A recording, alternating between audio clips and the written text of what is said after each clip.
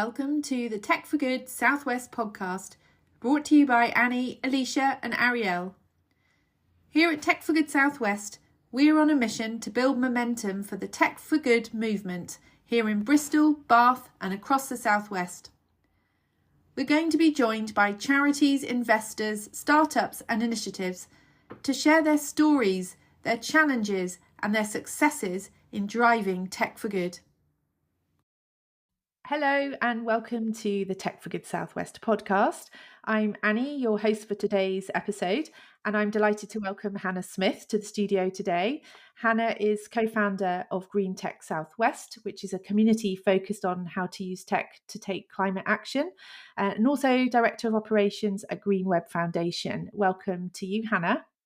Sunny, thanks so much for having me here today, and really excited to chat all things sort of digital sustainability with you. Yeah, amazing. So perhaps first, we'd love to find out a little bit more around Green Web Foundation and obviously your role there, but particularly also interested in what led you to Green Web Foundation? Where did it all start? Yeah, well, as with all these things, it was an interesting journey. I'll start with just explaining what Green Web Foundation is. So we're a non-profit with a funny structure. We're actually registered in the Netherlands. Most of us work in Berlin, but I'm based in Somerset. Go figure. So we're quite a dispersed team, and our mission is quite simple. We want to see a fossil-free internet by 2030. So we do a lot of work around creating tools for people to use. We're really into open source. So we've got a few open source tools that people can use to check whether a website is running on a green hosting company or not. And when we say green, we mean powered by renewable energies, 100% powered by renewable energy. So we've got open source tools around that. They're called the Green Web Checker tools.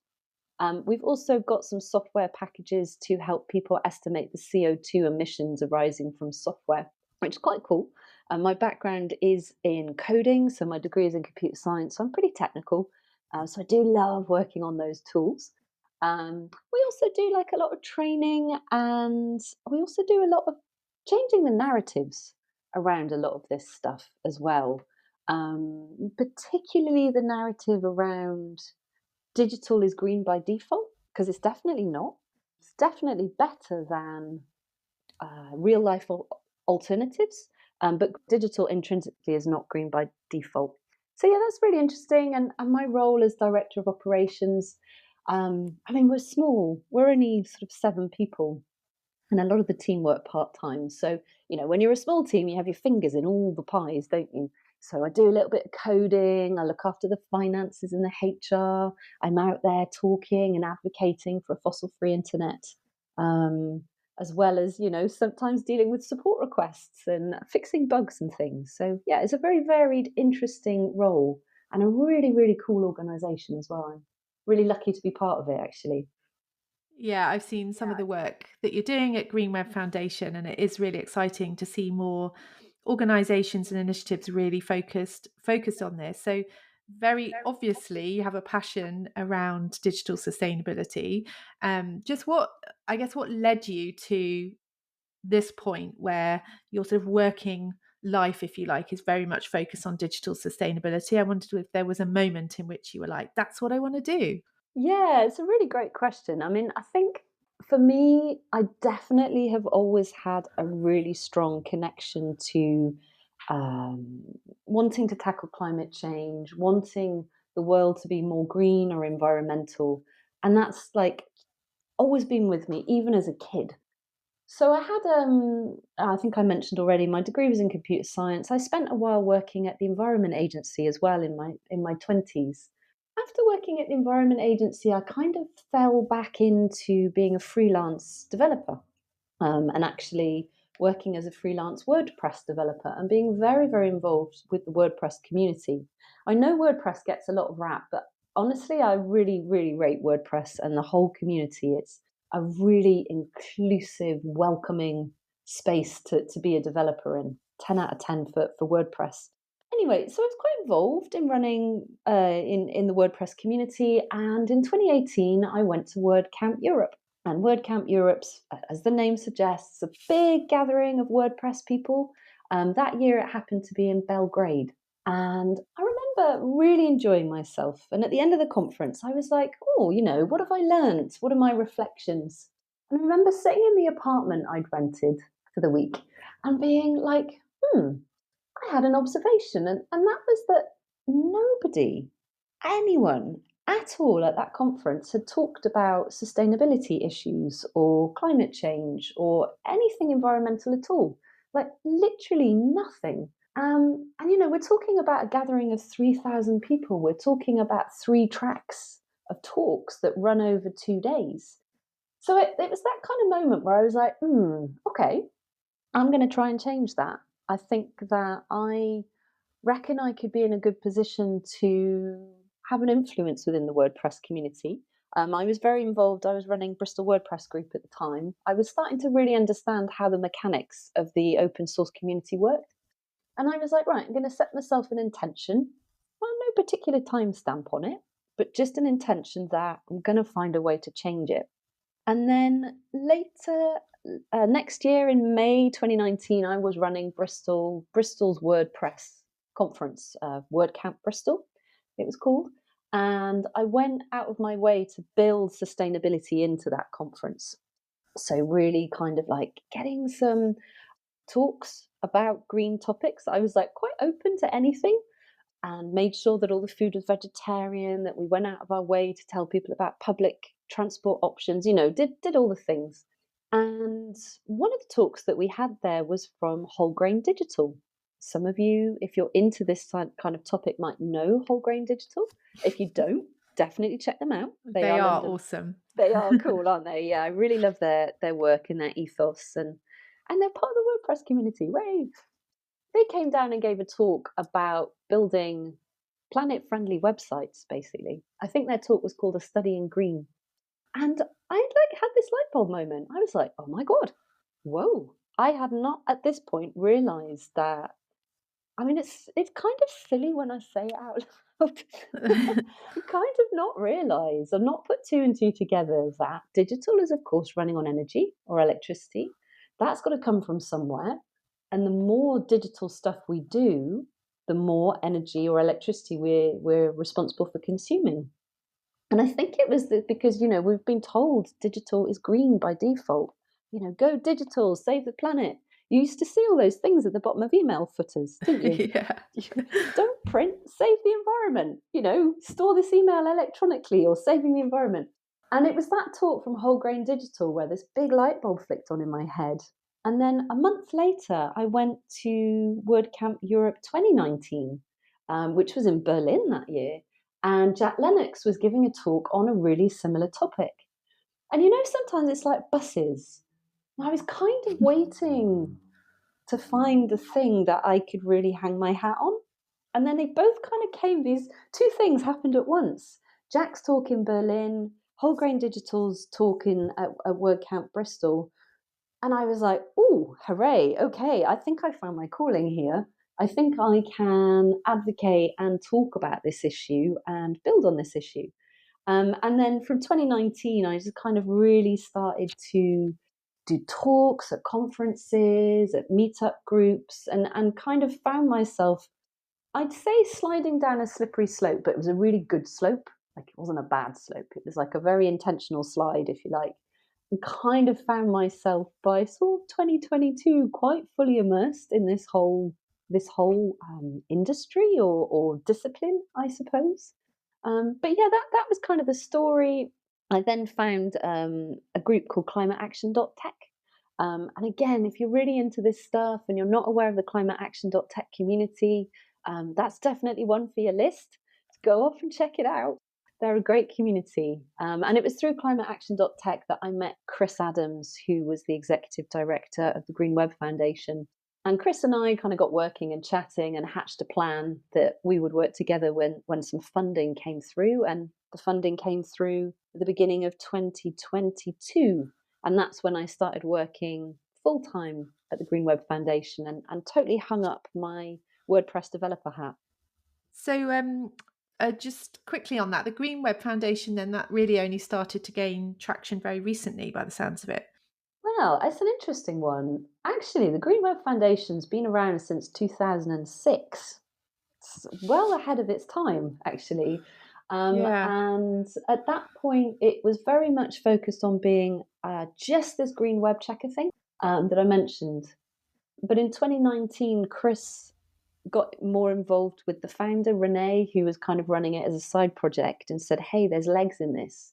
And in 2019, I'd say the sort of next version of the Green Web Foundation came along, where it was sort of looking more broadly at digital sustainability issues and climate justice issues as well. But yeah, so I'd say sort of in the last 2 or 3 years, the Green Web Foundation's really kind of gained traction. Yeah, and I think for this moment in time, it feels like it can only continue to sort of grow from there. Is that what you're seeing? That there's kind of a lot more dialogue, a lot more conversation, a lot more interest in the open source tools and the sort of support that you provide? Yeah, definitely. I mean, I would say 2 or 3 years ago, like you said digital sustainability to people, and people would be like, what now? Pardon me? Who, what? There was a real lack of awareness on the topic. I think today you say that, and people have some opinions on what it might be, or maybe already doing some stuff and are very, very, very hungry for, like you say, tools, solutions, actual. We sometimes call them patterns of things that people can do to actually make a difference. So yeah, I think the demand is growing. I think in the philanthropic movement as well, digital sustainability is starting to become an issue that is gaining funding as well and is being seen as a thing in its own right. Definitely, definitely. Thank you so much. That was very interesting to kind of listen to that story and I guess how you got into digital sustainability. And I can sense from all the things that you get involved with, organizing events, the WordCamp Bristol, talking at conferences and events has obviously really led to founding Green Tech Southwest. This kind of passion, I suppose, for community organising as well as advocacy around digital sustainability. So I'd love to find out a little bit about where that came into your story and how that happened. Yeah. Sort of when I sort of had this light bulb moment of wanting to get into digital sustainability, I was currently running the Bristol WordPress group. And I mean, anyone that runs a community group will know that you get out as much as you put in. Annie, I'm sure that's kind of familiar to you as well. You know, you stand to gain an awful lot from being a community organizer and bringing people together. You learn stuff, you network. So I decided, sort of at the end of 2019, after we'd done Bristol WordCamp, that I wanted to flip that energy from WordPress into digital sustainability stuff. I definitely couldn't do both at the same time. Like, I've got a life outside of work, and maintaining boundaries is really, really important. So I decided with regret to stop with the Bristol WordPress group and found something new. And I decided that Bristol's like such an amazing place. You've got this really strong tech sector, this really strong sustainability sector. And I was looking around and I was like, yeah, but there's no one place where this is coming together, where these two kind of edges meet, and where there's this interesting overlap of people that want to work with tech and want to, do good things with it, certainly in terms of sustainability. So yeah, so my intention was to found a meetup group that would, kind of meet that need basically, and bring those people together and put a bit of focus on that issue. So at the start of 2020, that Green Tech Southwest came into being. And can you explain a little bit around, because I think you have others involved, don't you, with Green Tech Southwest? So Yeah, yeah, yeah, absolutely. So that story with Mike, how Mike and Ellen came to work, yeah, and I came to work together, is quite a good one actually. Again, it's funny, like sometimes it was a bit like buses anyway. I'll tell the story and then we can see the parallels perhaps with some of the other things that have been part of my journey. So yeah, I very much had this intention independently of setting up Green Tech Southwest. To begin with, I was talking with Nick Hemley, who was running BrizTech, I'd helped out at BrizTech a couple of times, and Nick was really interested in this kind of stuff too. So we met over a few coffees and, shared some ideas about making this happen. But I think Nick realised quite quickly that BrizTech was enough on his plate, so we weren't able to take it together as a collaboration much further. So I decided to go it alone. I was like, well, I believe in this. I'm just going to kind of find a way. So kind of was scrabbling around in the background, sort of thinking about venues and dates and making all this happen, and was about to publish an event invite around the sort of middle of February of 2020. And I mean, like literally a few days before I was about to press go on that, this other Green Tech Southwest thing popped up. And I got an invite to this group called Green Tech Southwest. And I was like, whoa, what's going on here? And discovered that Mike and Ellen, who were working at AdLib Recruitment at the same time, had exactly the same idea. And do you know what was really weird? They'd also published the event for the same week that I had in mind. And I was like, the universe is maybe trying to tell me something here. A, this is a good idea. And B, I'm maybe not as alone as I thought. So I dropped Mike and Ellen a line and showed them everything I'd done. Said to them, look, I've been running events for a really long time. Would you be interested in joining forces rather than making something that competes? Because that's crazy. And yeah, they were really, really open to it. And where are we now? What, like 36 events later? We're a pretty solid Green Tech Southwest team and a pretty solid Green Tech Southwest community. But yeah, I just Yeah, loved how that happened. I know, but the thing is, exactly the same happened with Tech for Good Southwest because it was Kat and I who co-founded it at the time, 2017 or so. And we were sort of fed up with traveling up to London for any kind of Tech for Good meetup and conversations. We'll do it here in Bath. We'll launch Tech for Good Bath. And then a Tech for Good Bristol popped up within weeks, and we were like, "That is like real serendipity," and which is why the two groups then merged. A year or two later, we kind of worked in collaboration, and sort of so then there was always a kind of Tech for Good event happening every month across Bath and Bristol, and then we decided that obviously community organising is amazing, and as you said, you get a lot out of it. You learn, you get to meet amazing people across a network, but it's also really hard and takes a lot of time and that kind of continued energy. So us joining together really made a difference with that. And it sounds like from when we've chatted before as well, the way that you run the network with Mike and Ellen feels like you have a really well oiled machine to obviously deliver that many events since 2020, and very much a sort of team-based approach. Could you share a little bit around how that, like what do you think is the sort of secret sauce in terms of making that keep momentum? Yeah, I mean, there's definite passion. Like we love doing it, and we all realize that we gain something from doing it, and we gain something from doing it well as well. Um, we have quite clear sense of responsibility between the three of us. So given my day job, I'm very much out there in green tech networks, finding people, meeting people. So actually, I tend to be the one bringing speakers in. Mike is just so good at then kind of keeping the speakers informed up at the event. He always does a kind of run through with them ahead of the event, answers their questions. He's really, really good at that. And then Ellen is fantastic at doing a write up at the end of the event as well. And so these three parts, I'm sort of the horizon scanner, if you like. Mike is sort of the pre-event prep man, and Ellen is the queen of writing up the events, publishing the video, getting the slides off the speakers, and we kind of, we do swap roles occasionally, but we each kind of have a really clear sense of responsibility. And then of course we all run the event together as well, and we've each got our kind of roles within that. And then we all kind of pitch in on marketing, sharing the event, encouraging people to come. But it's just really, really neat that the three of us have kind of found niches within the sort of way of running the events that we're all just quite naturally happy doing.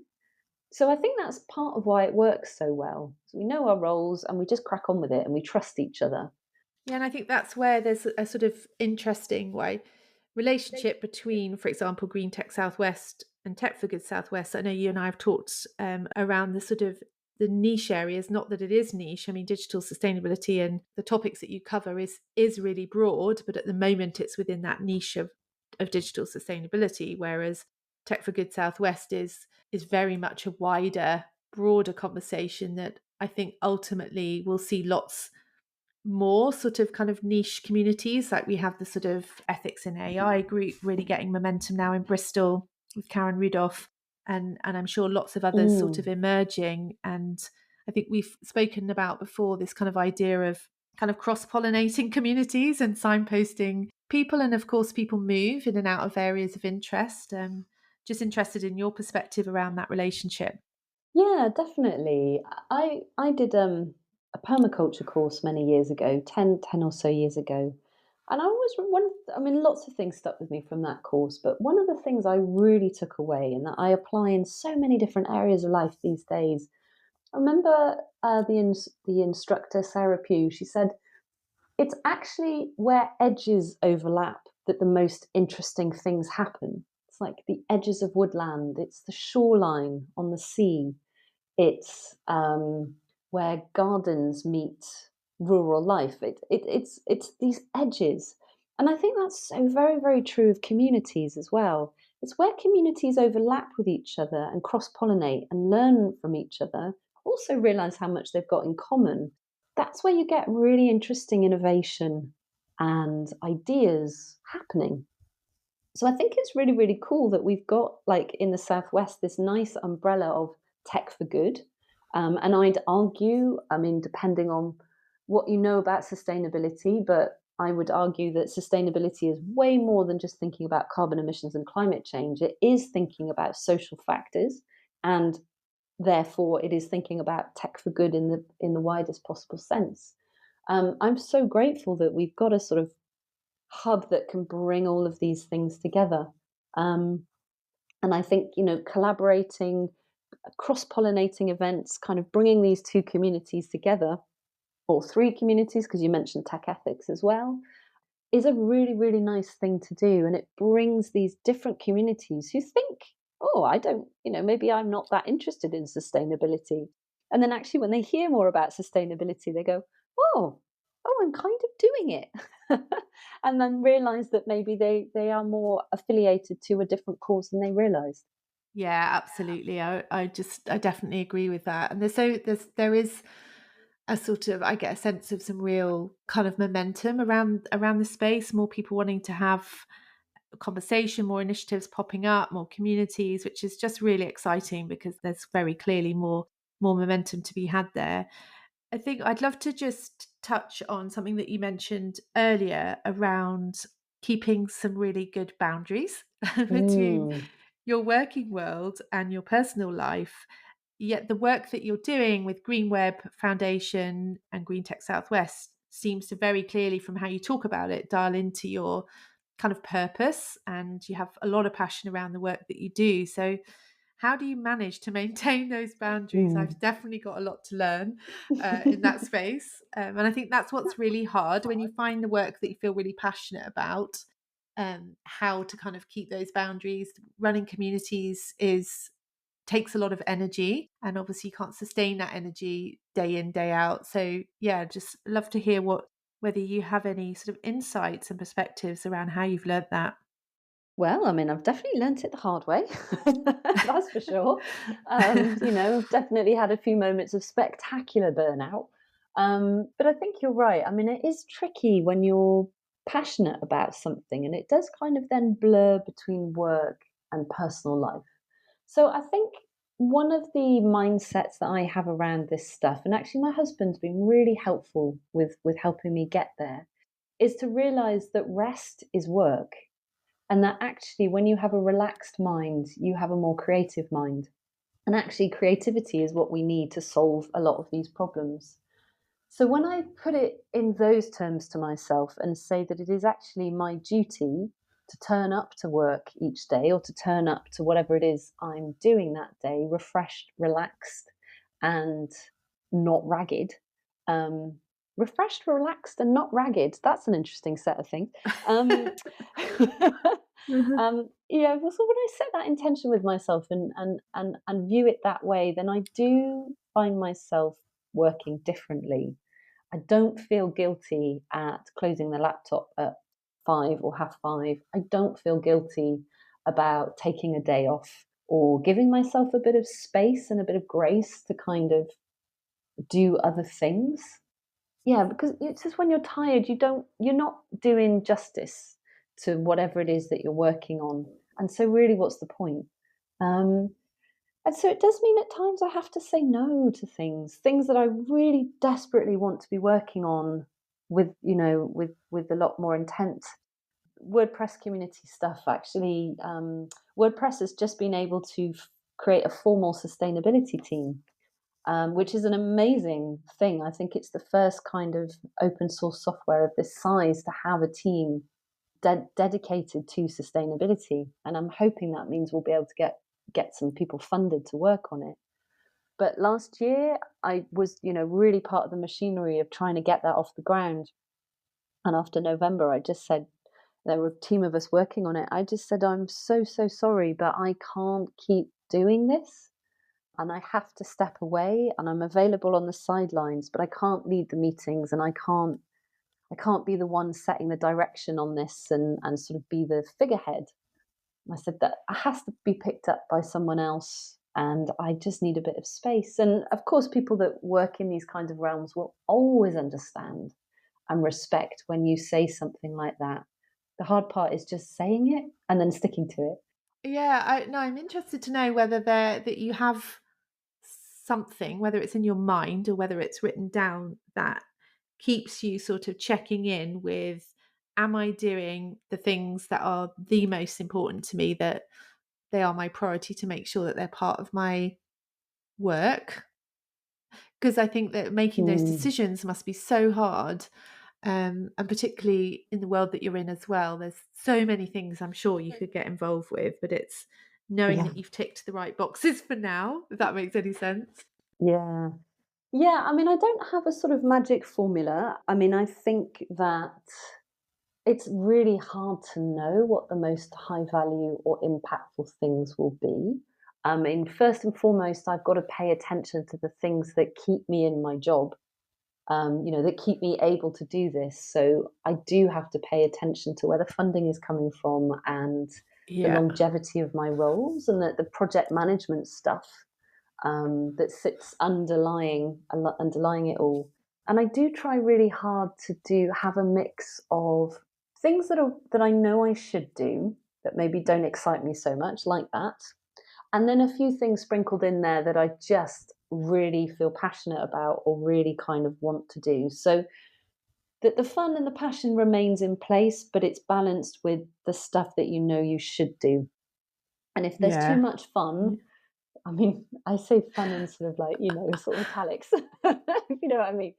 If there's too much fun and not enough kind of worthy stuff, the balance is wrong, and vice versa. But it is about discipline. It is about writing lists every day and going, okay, what is on my list today? What have I really got to get done? And what have I just got to say, either stop or defer to another time? So I am the queen of lists. I only have about 5 or 6 bits of Yeah. paper with lists on.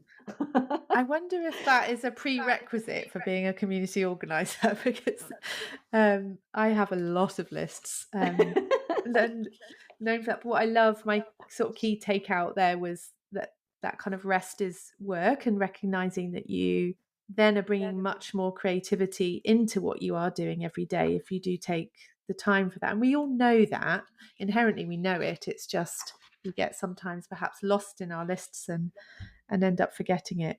Yeah, Um, and I think something we do at the Green Web Foundation as well is really, really, really almost pressure each other to take time off. And we have it built into some of our employee contracts that you have to take a minimum of time off. And sneaking off to a conference to give a talk or go to a conference is not time off. Like you actually have to have time off, off, off, off, off. No, no, no Slack, no, no emails, no conferencing, actually lifetime off. And that helps I love having, that. yeah. That's the way to build sensible organizational culture for sure. I think Um, so. I'd love to just ask you, I guess, a sort of final question. We often ask Yeah. this to people, um, in terms of thinking really broadly around what does tech for good as a group of words, group of three words. What does that actually mean to you? And we've touched on it a little bit, but your hopes and aspirations, I guess, for moving forward for more broadly this kind of southwest Bristol region. Yeah, that's a really great question. I mean, I would say that my perspective of tech for good really broadened when I came up to an event that I know you were a big part of organising. It was the Young Conference back in, I can't remember, April, Last May, maybe May, last, yeah. yeah, that's right, last year, 2022. And that was really cool because that did really open my mind to what other people think tech for good is.